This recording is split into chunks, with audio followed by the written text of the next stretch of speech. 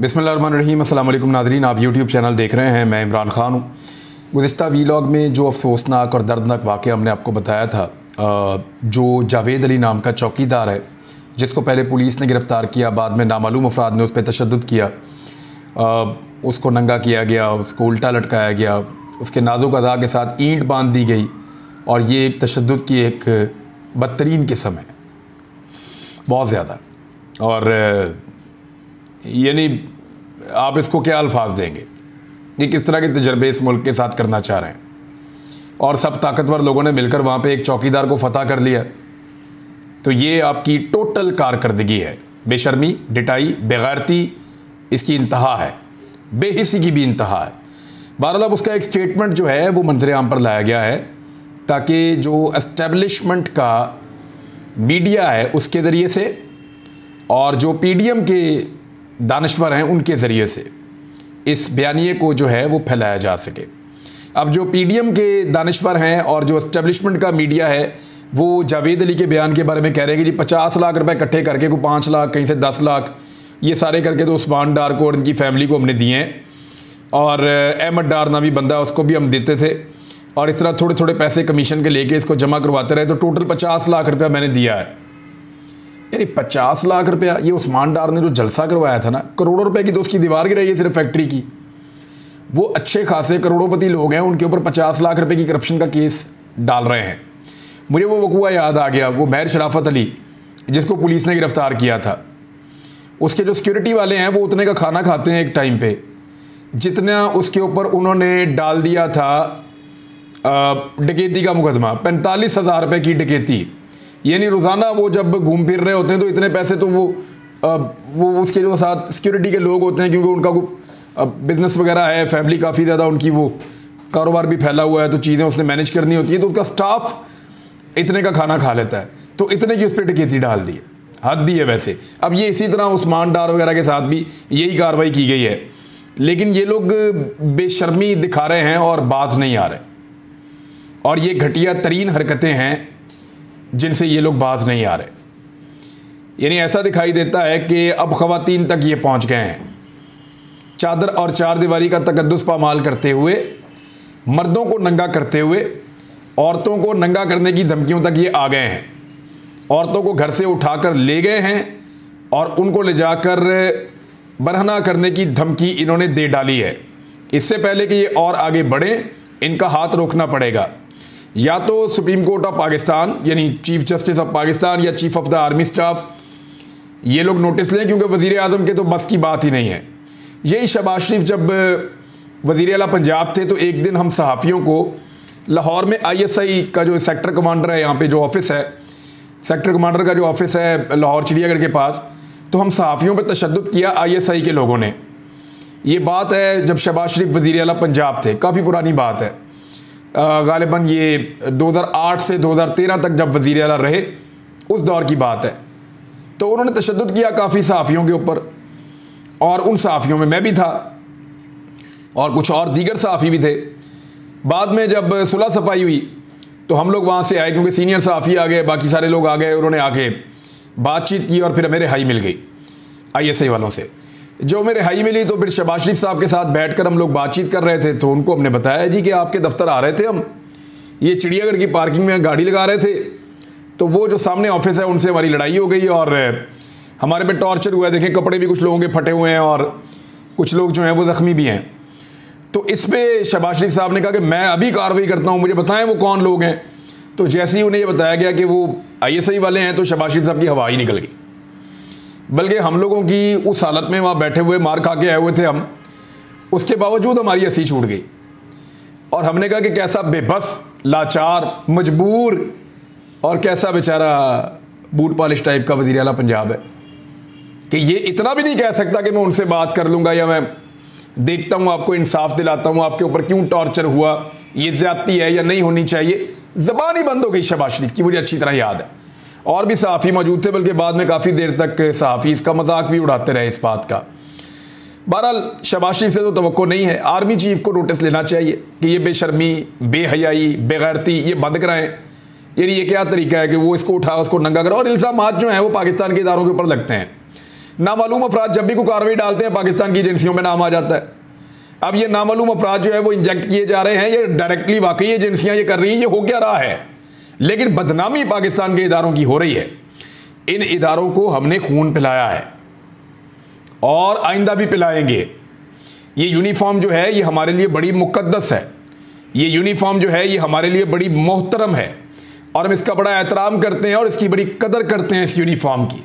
और अल्लाह ताला से दुआ है कि यूनिफॉर्म पहनने वालों को भी इस यूनिफॉर्म की उतनी ही कदर दे, कि वो भी इसकी कदर करें और इसके तकद्दुस को और इसके एहतराम को समझें।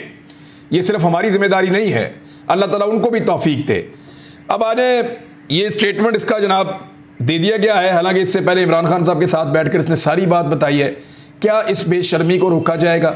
अगर इदारे नहीं रोकेंगे तो कौन रोकेगा? अल्टीमेटली पाकिस्तान के अवाम रोकेंगे। अगर नंगा करने वालों को कभी अवाम ने पकड़ के नंगा कर दिया सड़क के ऊपर तो फिर क्या होगा? जिन लोगों को इंसानों को नंगा देखने का शौक है, अगर उनको सड़कों पे लोगों ने नंगा कर दिया तो फिर क्या होगा? कभी ये सवाल सोचा है? कभी इसका जवाब ढूंढा है? ताकत के इतने जोम में मत रहिए। आपके पास जो कुछ भी है वो पाकिस्तान की आवाम का दिया हुआ है। पाकिस्तान का जो भी इदारा है, उसके बाद जितनी ताकत है वो पाकिस्तान की आवाम की अमानत है और पाकिस्तान की आवाम ने दी हुई है। ये हमारी दी हुई ताकत है, इसको हमारे खिलाफ इस्तेमाल करने से गुरेज कीजिए, ये आपके लिए बेहतर है, इससे पहले कि पाकिस्तान के लोग फैसला करें। जेल भरो तहरीक मुल्तान के अंदर गिरफ्तारियां ही नहीं की गई। अब गुजरावाला के अंदर भी लगता है कि यही पॉसिबिलिटी है कि गिरफ्तारियां नहीं की जाएंगी।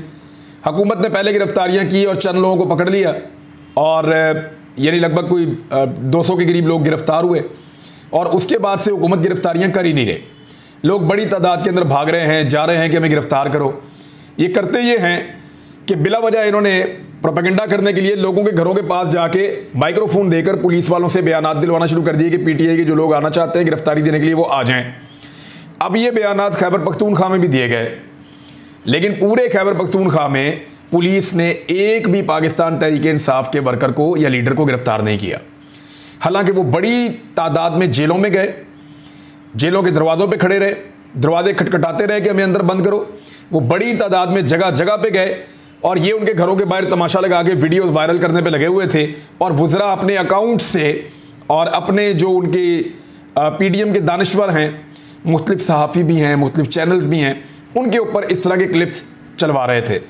अच्छा, अगले दिन उन्होंने क्या किया, वो वापस आए अपने घरों में, उनको ये क्लिप्स देख के इतला मिली और वो इकट्ठे होकर दोबारा पहुंच गए अपने अपने कमिश्नर्स के, अपने अपने डीपीओ के, उनके दफातर के बाहर, और वहां उन्होंने रोला डाल दिया उन्हीं पुलिस वालों के सामने कि जनाब कल आप हमारे घर आए थे गिरफ्तार करने के लिए, आज हम आपके ऑफिस आ गए गिरफ्तारी देने के लिए, आओ गिरफ्तार करो। वहां पे भी किसी ने गिरफ्तार नहीं किया। तो पीडीएम की हुकूमत गिरफ्तारी से डर रही है। देखिए, मैंने आपसे पहले कहा था अगर तो गिरफ्तारियां होंगी तो हज़ारों लोग गिरफ्तारियां दे देंगे और पूरे पाकिस्तान में बहुत बड़ी तादाद में लोग गिरफ्तार होंगे, जेलों के ऊपर प्रेशर बढ़ जाएगा। दूसरी बात मैंने आपसे ये कही थी कि अगर गिरफ्तारियां ना हुई तो पाकिस्तान तहरीक इंसाफ जेल भरो तहरीक के ज़रिए से अपना एक पॉलिटिकल मोमेंटम बनाएगी और पॉलिटिकल मोमेंटम को कायम रखेगी, और ये सिचुएशन अब आपको दिखाई दे रही है, वो उसी तरफ जा रही है। दूसरी जानिब गुजरावाला के अंदर मैंने आपको बताया कि गिरफ्तारियां पेश की जाएंगी, 10 ओहदेदारान होंगे, 200 के करीब कारकुन होंगे, और ये अभी इस वक्त ये प्रोसेस चल रहा है, इस वक्त यही सूरत हाल है। पाकिस्तान ने IMF की बहुत सारी शराइत पेश की, मान ली, अभी तक IMF ने पैसा नहीं दिया। लगातार पाकिस्तान शराइत मानता चला जा रहा है IMF की, जो वो कहते हैं पाकिस्तान वो मान रहा है, और बजट खसारा पाकिस्तान का बुलंद तरीन सतह 62 खरब रुपए तक पहुंचने का तखमीना लगा है। यानी अवाम पर 735 अरब रुपए का इजाफी बोझ डालने के बावजूद 735 अरब रुपए का इजाफी बोझ डाला है पाकिस्तान की अवाम पे, ये डार साहब ने और शहबाज शरीफ ने मिलकर। और मुल्की खसारा तारीख के अंदर जो है वो 6.22 ट्रिलियन या 62 खरब 20 अरब रुपए की बुलंद तरीन सतह पर पहुंचने का तखमीना लगा है इस वक्त। और बजट खसारे को कैसे कम किया जाएगा? IMF का जो बड़े तहफ़्फ़ुज़ात हैं उनमें से सबसे बड़ा तहफ़्फ़ुज़ इसी चीज़ का है। जबकि अशिया खुर्द-व-नोश की कीमतें लगातार बढ़ती चली जा रही हैं नाज़रीन, और वो इतनी तेज़ी से बढ़ रही हैं कि पाकिस्तान के जो आम शहरी हैं उनका जीना मुहाल हो चुका है। रमज़ानुल मुबारक आने वाला है महंगाई लगभग, अगर रियली में आप देखें जो सरकारी अदाद-ओ-शुमार है उनके मुताबिक तो 42% तक महंगाई बढ़ गई है। लेकिन अगर आप ग्राउंड रियलिटीज जाकर चेक करें और वो महंगाई जो लोग आज खुद कर रहे हैं, तो महंगाई दुगनी हो चुकी है।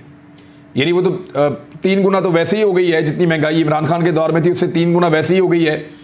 लेकिन चीज़ों की कीमतें बहुत ज़्यादा बढ़ चुकी हैं। अब 100% आप समझ लें कि ये महंगाई बढ़ी है, कंटिन्यूसली जो बढ़ती चली जा रही है। हर चीज़ बहुत महंगी हो चुकी है। आटा जो है वो बड़ी नेगोशिएशंस के बाद भी जो फाइन आटा है वो 125 रुपये किलो मिल रहा है। ये 55 रुपये किलो मिलता था, लेकिन जो अवेलेबिलिटी है वो 150-150 रुपये किलो भी मिलता है आटा, क्योंकि अवेलेबिलिटी कम हो जाती है, मार्केट के अंदर उसकी शॉर्टेज हो जाती है, दालों की शॉर्टेज हो जाती है, घी की शॉर्टेज हो जाती है, चीनी के मसाइल पैदा हो जाते हैं। तो इस सूरत हाल में ये हुकूमत कैसे रमज़ान अल मुबारक में पाकिस्तान के शहरियों को रिलीफ देगी? गोश्त खाना तो ऐसा लगता है गरीब के लिए ख्वाब बन गया है। अब बकरा ईद पे भी शायद गोश्त खाने के लिए गरीब को मिलेगा, क्योंकि गोश्त की कीमतों को पर लग गए हैं। मुर्गी इतनी महंगी पाकिस्तान की तारीख में कभी नहीं थी। इमरान खान साहब के दौरे हुकूमत की निस्बत दुगनी से ज़्यादा कीमत की हो चुकी है। तो गरीब आदमी ब्रायलर मुर्गी भी अब नहीं खा सकता। रमज़ान अल मुबारक में मैंने एक फ़ैसला किया अपने दोस्तों के साथ मिलकर, हम कोशिश करेंगे कि वो लोग जो रोज़े रखते हैं उनके लिए हम रमज़ान राशन का एक प्रोग्राम डिज़ाइन कर रहे हैं। ख़ास तौर पे उन इलाकों में जो सैलाबज़दा इलाके हैं, जो लोग अपने घरों में प्रॉपर तरीके से नहीं जा पाए अभी तक, उनको रमज़ान में राशन फराहम किया जाए ताकि वो लोग रोज़े रखें।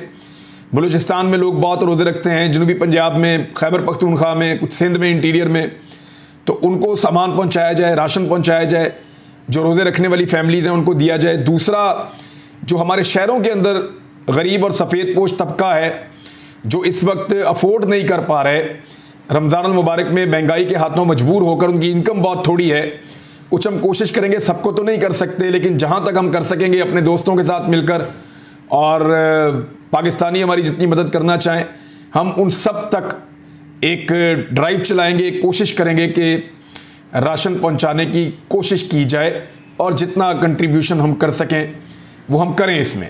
दूसरी जानिब शहबाज शरीफ साहब के वादे बहुत बड़े हैं कि वो कर रहे हैं कफ़ायत शारी। पहले उन्होंने एक कमेटी बनाई, फिर उन्होंने अब वज़रा की कमेटी बना दी है, लेकिन अपनी काबीना की तादाद को कम करने के लिए वो तैयार नहीं है।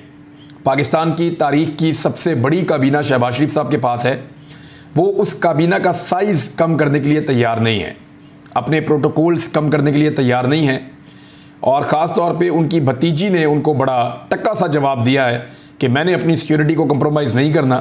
18 गाड़ियाँ वो पुलिस की लेकर और दीगर जो सिक्योरिटी फोर्सेज हैं उनकी गाड़ियाँ लेकर मरीम नवाज़ साहिबा फुल प्रोटोकॉल के अंदर मूव करती हैं। हालांकि वो अपनी ज़िंदगी में कभी काउंसलर भी नहीं रही। उनकी पहचान ये है कि नवाज़ शरीफ की वो बेटी हैं और शहबाज शरीफ की वो भतीजी हैं, और आजकल PMLN की चीफ ऑर्गेनाइज़र हैं। इस वजह से उनको वज़ीर आज़म से ज़्यादा प्रोटोकॉल दिया जा रहा है। लोग शिकवे कर रहे हैं कि साबिक वज़ीर आज़म इमरान खान, जिनकी जान को ख़तरा है, और वज़ीर दाखिला खुद कह चुके हैं कि उनको बैरून मुल्क की एजेंसियों से भी ख़तरा है उनकी जान को, उनकी सिक्योरिटी कंप्रोमाइज़ की गई है। कुछ साबिक जजेस हैं, उनकी सिक्योरिटी कंप्रोमाइज़ की गई है। साबिक जो हुकूमत के अंदर लोग थे उनकी सिक्योरिटी तकरीबन ख़त्म कर दी गई है, लेकिन मरीम नवाज़ अपनी सिक्योरिटी पे कंप्रोमाइज़ करने को तैयार नहीं है। दूसरी जानिब बिलावल जरदारी साहब ने जिस जहाज़ के ऊपर पाकिस्तान एयरफोर्स लिखा हुआ है, उस जहाज़ को एक रक्षा बना लिया है और उसे लेकर कभी एक मुल्क में जाते हैं, कभी दूसरे में, कभी तीसरे में, और ऐसा लगता है कि उनका वर्ल्ड टूर एक दफ़ा मुकम्मल हो चुका है और दोबारा वो वर्ल्ड टूर पे निकल रहे हैं। तो बिलावल ने जितना एंजॉय किया है इस बीच में और जो अपनी PR बनाने की कोशिश की है इस दौरान में, शायद वो सबसे बड़े बेनिफिशरी हैं इस रजीम चेंज ऑपरेशन के।